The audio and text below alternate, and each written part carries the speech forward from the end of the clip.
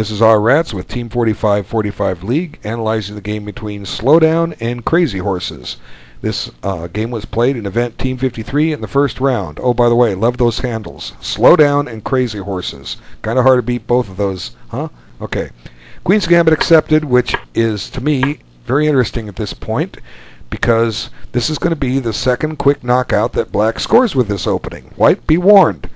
Be warned. Anyone playing White, be warned. There are a lot of D4 players, so the discussion of the game, how it goes, won't take a long time because it's over quick, and I'll come back to this position and discuss the Queen's Gambit accepted a little more detail, give some alternative ideas about it, just to fill up the video and so forth.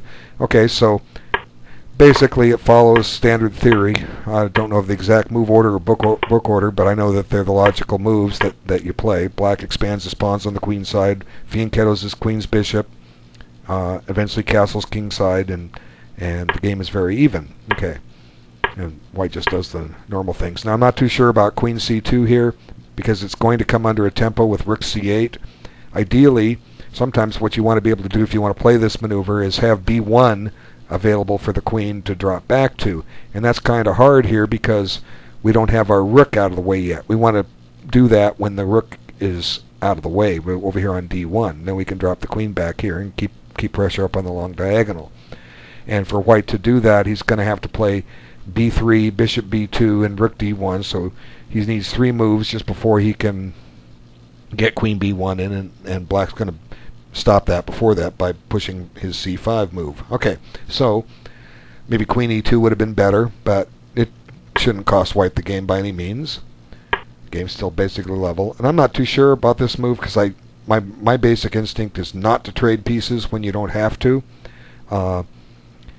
Ideally, keep them on, because if you keep your pieces on, they can do more things for you. So what I might be inclined to play in a position like this, if I want to keep the knight, would be rook d1, and then knight f1 and knight g3.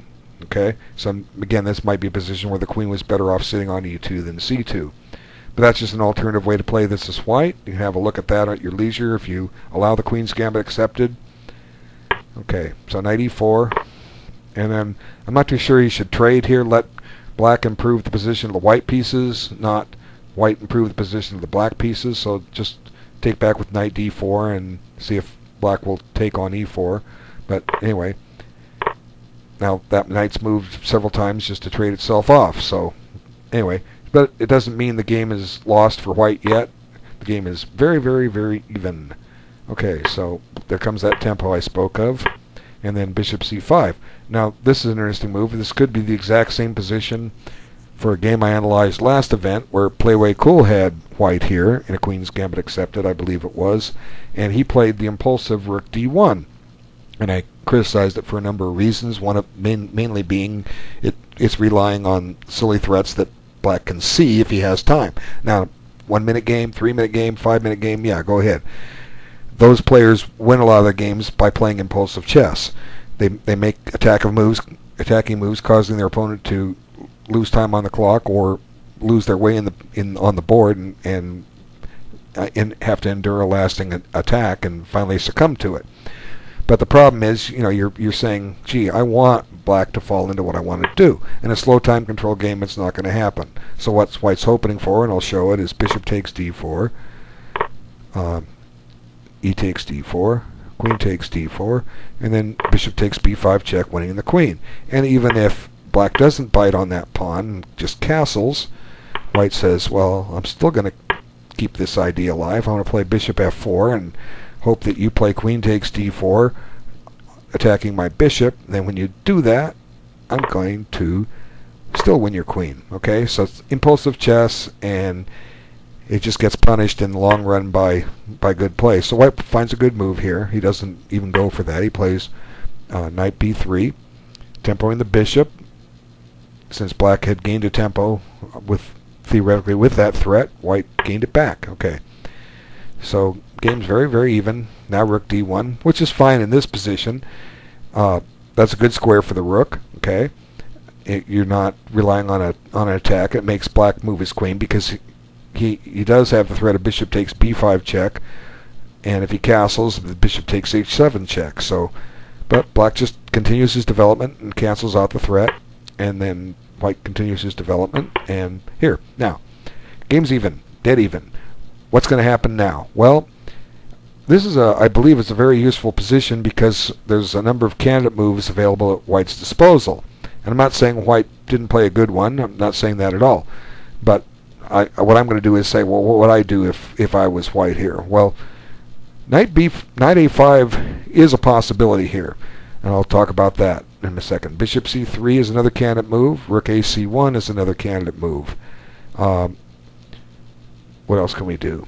a4 is another candidate move. Okay, so we'll consider all these. Now, one of the problems with bishop c3 is that black has knight d5, okay? And bishop really doesn't have a good square except to go to a5, which it could have gone to in one move. So bishop a5, well, if bishop a5 immediately, there's no guarantee black's going to take. He could just bring the bishop back to a7, okay? He could. And that's probably what I would be first inclined to do. So bishop a5 is okay. It's not a bad move, but maybe it's not the best. Rook a c1, you know, game's dead even. It's a perfectly logical move. Nothing wrong with that. But what I'm inclined to want to think about here is knight a5. Now, naturally, we love it if they play bishop takes a5 because we get the bishop pair. And I've talked many, many times about this famous ending, Stoltz versus Kashtan, The Hague, 1928. That was in the Olympics, and I put the whole game in my library. It's number 158 if you want to look at it on ICC at your leisure. Essentially, the bishop beats the knight by bringing the bishop and knight forward to start molesting the white pawns and cause them to advance and weaken, and they both penetrate into the position and finally win a pawn, and then you win the game. So naturally, in a move like knight a5, it serves the purpose of offering black the chance to go into that theoretically lost ending, but the other hand, it offers black a chance to lose a tempo. If he wants to preserve the bishop, where does he put it? Well, he's got a8 and d5. Well, the game's still even if he does that, but we've accomplished something with it. So let's just see. Bishop d5. Okay, what do we have time for e4 here? Yeah, maybe we do. Okay, so then the bishop's got to go just ways at a time. He's got to go back to a8. Now we get e5. Now we got a little space here on the king side. Okay, got a little space to work with. So once the knight moves, we can attack h7, queen h5. Okay, so like for instance, knight here. We can walk into this discovered line and threaten mate with it. So there's all kinds of ways to maybe generate some play here for white. Not saying black doesn't have an answer for it. I'm just showing you some ideas which you could consider. And this all came about because white had the move knight a5. Okay, so I think white played a4 here. Again, nothing wrong with it. But how's he going to follow up? Now, one interesting thing to maybe think of is now that the rook's on a8 or a4 is to bring it over to h4. Well, it's black's move now, so we can't do it just yet, but it's something to think about. But what happens is black finds a good move here, and white doesn't see the latent danger in this position and makes an error. Now what are you going to do? You got to deal with the rook, so you got to move it. I was suggesting put it on h4. Well, you can't do that in this position, but oh, maybe you can. Yeah, you can do that. I don't know if it's any good, but it's an idea. Rook h4. Okay, so what happens here? I'll show you what happens. White plays rook a1, and black just does a double attack. Queen d5, and he's attacking g2 and b3, and white's going to have to drop a piece. So if the rook were on h4, queen d5 still comes into play. We have e4. Well, we're still giving up that piece. I just don't have enough here. Okay, so I guess what white has to play is probably something like rook b4, which might get a little ugly, might not. You never know. And looks like it's still an even game. But after rook a1, this double threat just murders white. And I'll show you the last few moves. Then we'll go back and talk about the queen's gambit. Now here he does some of the things I suggested, opening up that line so that maybe white can get an attack against the king. But black just goes back and says, I want to threaten mate. And white's not only defending, he's down a piece. Now he's just dropped a pawn. And there's really not much white can do here. He's just stewed. Okay, and then this move is just weakening. Black finds some good moves here. But it really doesn't matter that white's going to lose. He just kind of fell into a quick loss with queen f3. And there's no way to stop checkmate. You can stall it for a move or two, I guess. Let's see. Well, you got a spite check. Okay, so check. And take with the knight. Now what are we going to do? Queen h1 is coming. Oh, we can put the rook in the way. But, you know, come on, this is... You've delayed mate 2 moves, okay? Just resign. Alright, so a nice game by black. Took advantage of the white mistakes. Let me go back to the beginning and we'll discuss a little bit about the theory. If you're following my lessons program, my second one, I showed a game with, the second game was a game against a friend of mine who was a very strong master. He passed away recently, I found out. He was a star player in junior, from what I understand, years and years ago, and just very talented. And he played this line, e4, against the Queen's Gambit accepted. He showed me a whole bunch of games with it at one point, and then I watched him play it a number of times, and he was just getting some phenomenal games with this opening. And let's talk about the reasons why. Well, number one, because he's 2300 strength. That's one reason, okay? But at the same time, he was well prepared. He was one that spent his time preparing, analyzing variations very, very deeply. He already had the rest of his game down, and he was happy with his playing strength, so he focused on openings. And he could just get great games as a result. And when you get a great position out of an opening, if you are well prepared, you're going to do well. And don't remember all the lines. I know I think e5 is one, but this is something you'll have to investigate on your own and look at all these possibilities, because you don't know exactly what black is going to play if you're white, if you play a4 or e4. So, but here's the main thing about playing 3e4. If black's playing the Queen's Gambit accepted, chances are he's playing a lot of Queen's Gambits accepted, okay?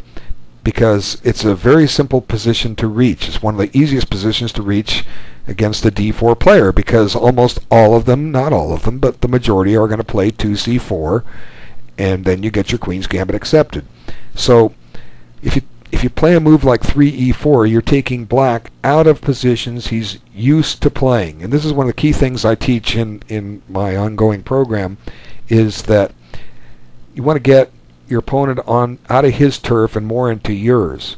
When you do that, this is a way of white controlling the opening, because although white moves first, black controls the opening. And although e4, black should be able to equalize against it. Should is the word. Can he, or will he? But the main thing beyond that is black's not used to the kind of positions that it brings about, especially this position. Black's not ready for this. He's on it the first time. It's mano a mano, you versus him. So I don't know what all the other lines are. That's your job. It's not mine. I'm not here to discuss all the different possibilities and variations. That's where you get better and improve your play, by studying chess and openings. And 3e4 is a great way to avoid the majority of the mainline Queen's Gambit accepted positions. Queen's Gambit accepted is a good line. It's nothing wrong with playing it. In 1992, world champion Bobby Fischer used it in his return match with Boris Spassky to great effect to draw with black. And yes, I consider him world champion. Who beat him? Nobody. Okay? Well, we won't go into that, but if arguably the greatest player in history chose to play it and draw with black, then you folks that are playing it to draw with black, keep playing it. It's perfectly good. It's a perfectly good opening. And the purpose of me doing these game videos for Team 45 League is to encourage discussion and share my knowledge of chess that I've accumulated over all these years, so that you in turn can improve your play, diversify your play, and then share what you know with others as you play these games. So once again, a great game by Crazy Horses. Slow down. You had a good game. It just maybe didn't slow down enough. You did take your time, but not quite here. But keep at it. You look to me to be a quite reasonable player. Want to thank everybody for their time. Good luck on studying the Queen's Gambit accepted. And I got a lot of videos to do. Thanks for all the submissions. They'll be up as soon as I can get them made. Take care.